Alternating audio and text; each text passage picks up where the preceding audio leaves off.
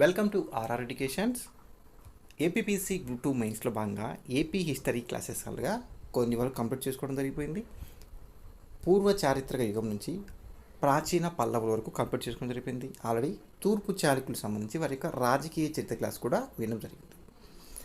ఆ 8 టాపిక్స్కి మీకు కేవలం 160 రూపీస్కి ప్రొవైడ్ చేయడం జరుగుతుంది. 160 రూపీస్కి మీలో ఎవరికైనా పీడిఎఫ్ కావాలంటే కనుక 6300498822 వాట్సాప్ నెంబర్లో కాంటాక్ట్ అవ్వండి. ఓకే. ఇంకో ముఖ్య విషయం అండి, ఒక హాఫ్ అన్ అవర్ లేదా 1 అవర్లో ఏపీ హిస్టరీ బాగా మోడర్న్ హిస్టరీ క్లాస్ కూడా అప్లోడ్ చేయడం జరుగుతుంది. ఆంధ్రదేశానికి ఐరోపా వారి రాకతో క్లాస్ స్టార్ట్ చేయడం జరుగుతుంది. Okay, let's class start.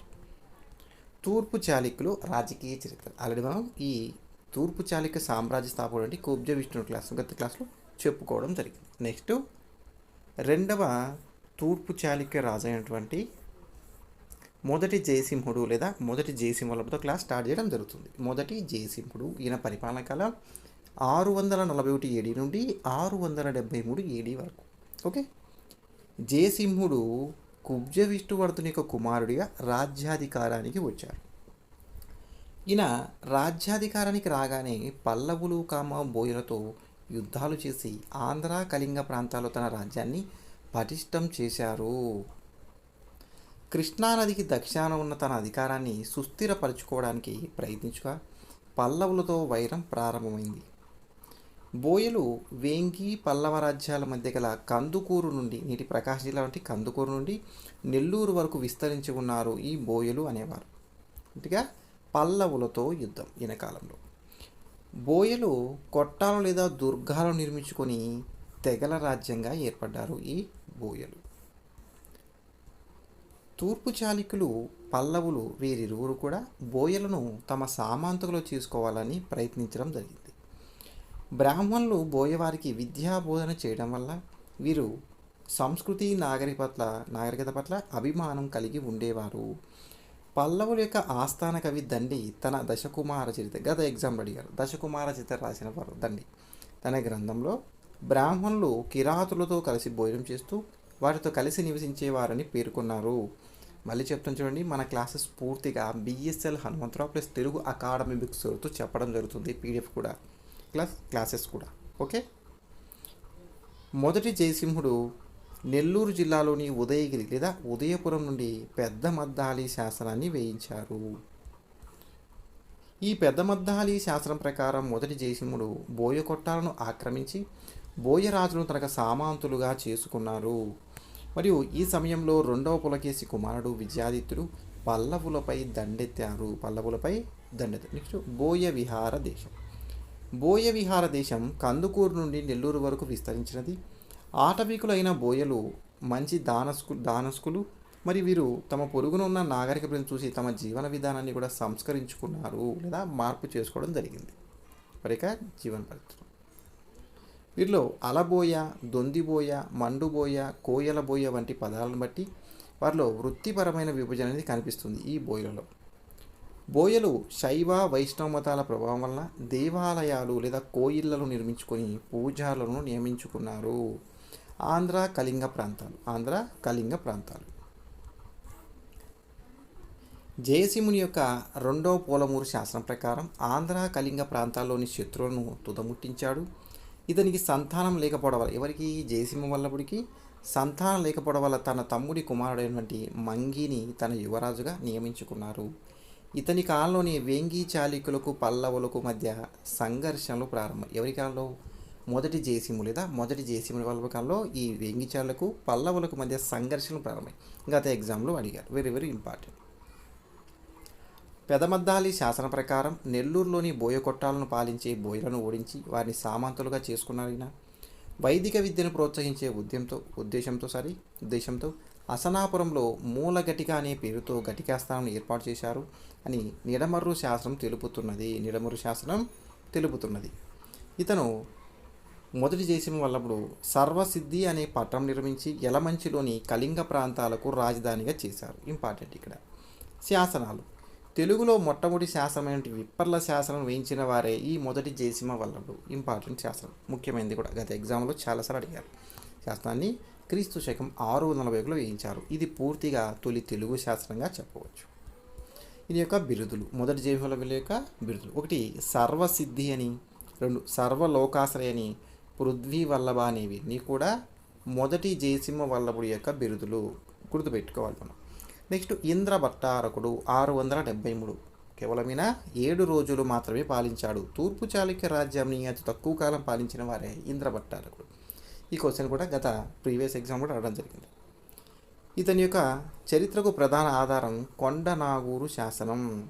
ఇతనికి త్యాగధేనువు అనే బిరుదు కలదు. త్యాగధేను బిరుదు కలిసి తూర్పు చాళుక్య రాజు ఎవరు? త్యాగధేను ఇంద్ర భట్టారకుడు. ఓకే, నెక్స్ట్ మరొక రాజు 2వ విష్ణువర్ధనుడు. చూడండి, చాలా కంటెంట్ ఉంది, అందుకే క్లాసెస్ మీకు ప్రొవైడ్ చేయడానికి పీడిఎఫ్ కూడా ఇంకా ప్రొవైడ్ చేయలేదు. మీకు కంటెంట్ చాలా ఉంది, అర్థం చేసుకోవాలి మీరు కూడా. నాకు విపరీతమైన వాట్సాప్ మెసేజెస్ కాల్స్ వస్తున్నాయి, కంటెంట్ చాలా ఉంది. దీన్ని కట్ చేసి చెప్పవచ్చు, దానివల్ల మీకే మైనస్ అవుతుంది, బాగుండదు కదా, అందుకని. ఓకే, 2వ విష్ణువర్ధనుడు క్రీస్తు శకం 673 నుంచి 680 ఇతని పరిపాలన కాలం.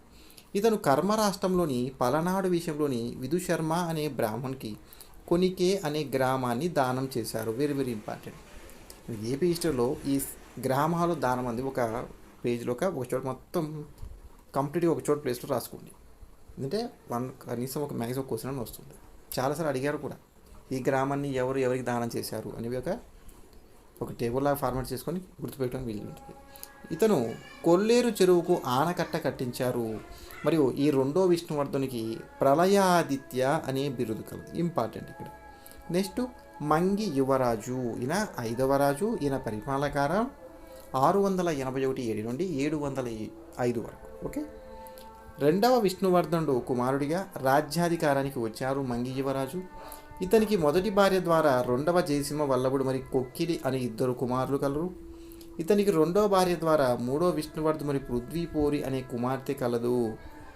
ఈ మంగి యువరాజుకి విజయసిద్ధి అనే బిరుదు కలదు. ఓకే, విజయసిద్ధి అనే బిరుదు.